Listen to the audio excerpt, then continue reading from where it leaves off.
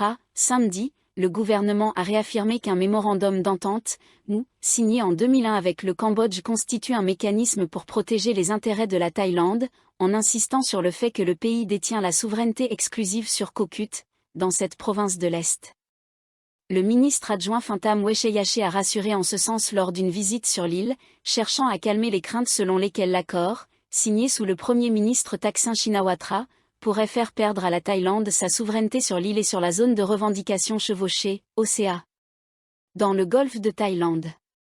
Le même jour, Warong Jitvigrom, président du parti Thai Pakde et fervent opposant à l'accord de Thaksin, a également visité l'île pour mettre la pression sur le gouvernement afin de faire annuler le MOU. Il vise à recueillir 100 000 signatures pour appuyer sa pétition en faveur de l'annulation de cet accord. Le gouvernement a averti qu'une annulation unilatérale pourrait mettre en danger les relations avec le Cambodge. Le parti Palam Pracharat, dirigé par le général Prawi Wongsuwon, a également demandé la révocation du MOU.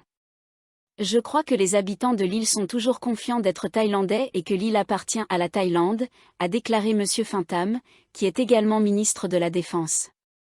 Il a précisé que le gouvernement tente de clarifier les faits face aux rumeurs et fausses informations diffusées par des ultranationalistes à propos du MOU et de Koh Kut, qui causent une grande confusion. Sans aucun doute, Koh Kut appartient à la Thaïlande depuis longtemps. Des Thaïlandais y vivent et il y a des bureaux gouvernementaux, a-t-il ajouté.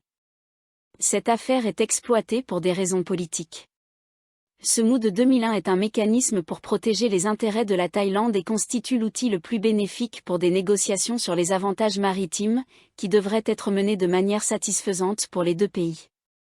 Le Premier ministre Paetongtarn Shinawatra a déclaré plus tôt qu'un comité technique mixte devrait être formé dans les 2 semaines pour entamer des négociations sur les zones maritimes revendiquées par les deux pays. Cependant, le Dr Warong a souligné que le gouvernement doit fermement demander au Cambodge de ratifier la Convention des Nations Unies sur le droit de la mer, UNCLOS, avant d'entamer de nouvelles discussions. Sans ratification de l'UNCLOS, le Cambodge pourrait exploiter son absence de signature comme prétexte pour poser un obstacle dans les futures négociations sur la délimitation des frontières maritimes.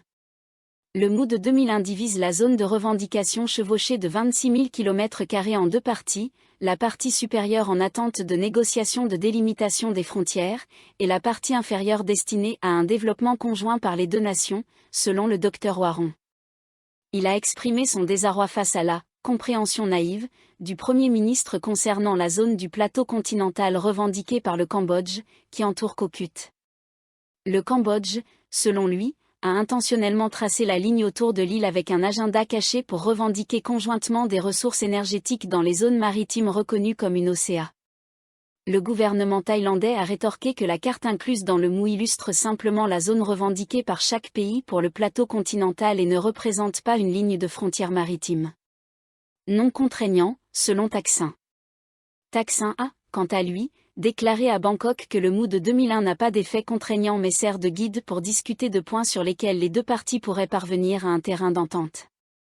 Il a ajouté que le statut du MOU est reconnu en droit international et dans le traité franco-siamois de 1907.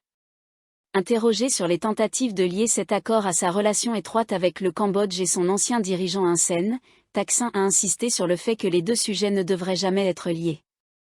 Thaksin a précisé que son bref rôle de conseiller économique au Cambodge date de 2 décennies et qu'il a également occupé ce poste dans d'autres pays.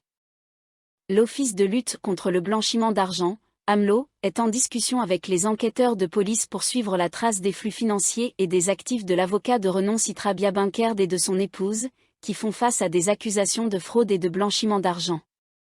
L'AMLO coordonne ses efforts avec la Division de répression des crimes, CSD, pour enquêter sur les transactions financières de M. Sitra et de son épouse. Jusqu'à présent, aucun de leurs actifs n'a été saisi, a déclaré samedi le porte-parole de l'AMLO, Witeya Netitam. La police a perquisitionné la résidence luxueuse de M. Sitra la semaine dernière et a confisqué certains biens, dont des voitures de luxe, dans le cadre de la collecte de preuves, a précisé M. Witeya. Cependant, il n'est pas encore certain que des investigations financières supplémentaires soient menées, car les autorités de l'AMLO doivent d'abord travailler en étroite collaboration avec la police, a-t-il ajouté. M. Sitra Byabangkerd et son épouse Patita ont été placés en détention vendredi, accusés de fraude et de blanchiment d'argent, après que le tribunal criminel a rejeté la demande de libération sous caution de Madame Patita. Monsieur Citra n'a pas fait de demande de libération sous caution. La police a demandé leur détention pour 12 jours, en attendant l'interrogatoire de 10 témoins supplémentaires. Les suspects peuvent être détenus pendant un maximum de 84 jours avant que des accusations formelles ne soient déposées. Monsieur Citra a été transféré à la prison de Bangkok, tandis que son épouse a été placée à l'institution centrale de détention pour femmes. Kanokwang Cheuchuapin, directrice de la division pénologique du département des corrections et directrice par intérim de la prison pour femmes, a déclaré samedi que les deux coopèrent bien avec les autorités, bien qu'ils doivent s'adapter à leurs nouvelles conditions de détention. Le département leur a fourni un soutien médical et psychologique, a-t-elle ajouté, précisant qu'ils seraient en quarantaine pendant 5 jours en raison des protocoles Covid-19. Une orientation d'une semaine est prévue avant de décider si les suspects seront transférés dans des zones de détention régulières, a indiqué Madame Kanokwang.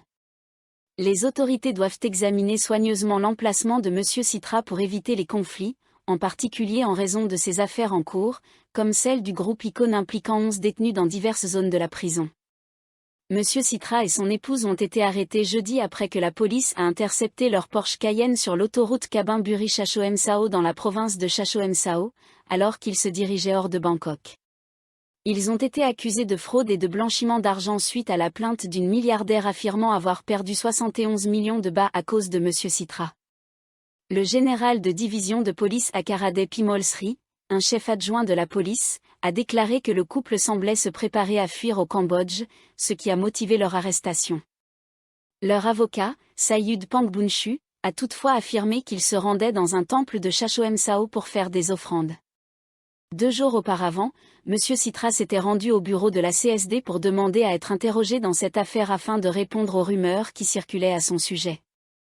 L'avocat avait déclaré aux journalistes que la femme, qui avait remporté des milliards de bahts à une loterie européenne, lui avait donné cette somme en cadeau. La femme de 58 ans, Jatuporn, Madame Oi Ubonler, avait déposé une plainte auprès de la police et avait été interrogée à plusieurs reprises avant que le mandat d'arrêt de Monsieur Citra soit émis. Monsieur Sayud a affirmé que la somme d'argent importante donnée par Madame Jatuporn était un investissement destiné uniquement à Monsieur Citra. Quant à la déclaration antérieure de Monsieur Citra selon laquelle il avait reçu cet argent, par affection, Monsieur Sayud a indiqué qu'il ignorait pourquoi son client avait fait une telle déclaration. Un fusil militaire utilisé pour tuer le maire d'un tambon à Narathiwat a été relié à plus de 20 affaires criminelles dans la région sud de la Thaïlande. Wichet Etongnyom, maire de la municipalité de Tambon Ruso dans le district de Ruso, Narathiwat, a été abattu dans une salle de réunion de son usine de vêtements jeudi. L'attaque a été menée par 4 assaillants se déplaçant sur 2 motos. Ils sont toujours en fuite. Wichet, surnommé localement Maire Arme, était maire de Tambon pour la 2e fois. Il était également président de l'association sportive de Narathiwat et propriétaire de l'usine Andinand, réputée pour son soutien aux entreprises communautaires. La police a indiqué que des agents de la police scientifique ont collecté sur les lieux 19 douilles de balles de M16, tirées d'un fusil d'assaut AK-102. Une analyse initiale a conduit les autorités à penser que l'arme utilisée dans le meurtre avait aussi été impliquée dans 23 autres actes de violence dans les districts de Ruso et Tak Bay, dans la province. Les affaires impliquant cette arme incluent la fusillade mortelle de 2 volontaires de défense, Amorn Boutongbun et Sonteya Chezi, qui assuraient la sécurité des enseignants locaux en février de cette année. Les autorités estiment que les assaillants ont été informés des déplacements de Wichet, car ils ont pu entrer dans l'usine, le localiser rapidement et lui tirer dessus. 3 autres personnes étaient présentes dans la pièce lors de l'incident, mais elles n'ont pas été blessées. Selon une source des forces de sécurité locales, le meurtre du maire a suivi l'arrestation de Sujifre Muraan, un membre d'un groupe insurgé local. Ce dernier aurait informé les autorités que son groupe possédait une cache d'armes centrale dont les membres pouvaient se servir, bien que l'emplacement de la cache changeait constamment. La police examine 4 mobiles potentiels dans cette fusillade, selon une source proche de l'enquête.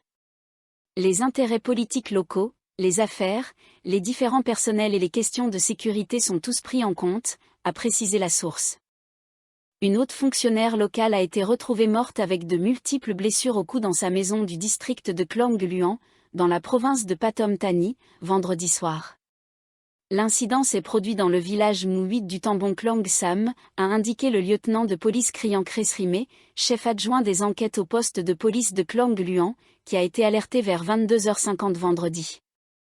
La police, des responsables locaux, des experts médico-légaux et des secouristes ont découvert le corps d'une femme, identifiée plus tard comme étant Vorakanok Depimol, âgée de 57 ans, avec 11 coups de couteau au cou, devant la salle de bain de cette maison de plain-pied, située dans le même terrain que la maison de sa sœur cadette. Elle présentait des blessures à la main droite et des traces de sang étaient visibles au sol. La police a indiqué qu'il n'y avait aucun signe de lutte ou de fouille dans la maison. Son collier en or avec un amulette de Bouddha, ses téléphones portables et d'autres objets de valeur étaient intacts. Vorakanok était la chef de l'organisation de l'administration Tambon de Klong Sam, TAO. Bongkok Kaikrom, 51 ans, la sœur cadette de la victime, qui a découvert le corps, a déclaré à la police qu'elle avait entendu sa sœur crier 2 fois, de façon stridente, vers 21h30 vendredi. Elle s'est précipitée vers la maison et a trouvé sa sœur allongée dans une mare de sang. Elle a immédiatement alerté la police et les secouristes locaux. Elle a précisé que sa sœur n'avait aucun conflit avec qui que ce soit. Vorakanok travaillait à la TAO depuis 1996 et n'avait jamais évoqué de problème à son travail. Elle l'avait vu travailler chez elle vers 15h vendredi. Sa maison se situe à environ 20 mètres de celle de sa sœur. Vers 17h, le fils de Vorakanok était venu pour emmener sa grand-mère, qui résidait souvent chez Vorakanok, a ajouté Madame Bongkok. Fushi Depimol a déclaré à la police que sa mère semblait normale lorsqu'elle était sortie pour lui dire au revoir lorsqu'il quittait la maison vers 19h. Il ignore ce qui a pu se passer par la suite. Le colonel de police Kyartizak Mitprazar, chef du poste de police de Klong Luan, a indiqué que les enquêteurs examinaient les caméras de vidéosurveillance dans les environs pour trouver d'éventuels indices. La police n'a pas encore établi de mobile pour ce meurtre. Le corps a été envoyé à l'hôpital de l'université Tamasa pour une autopsie.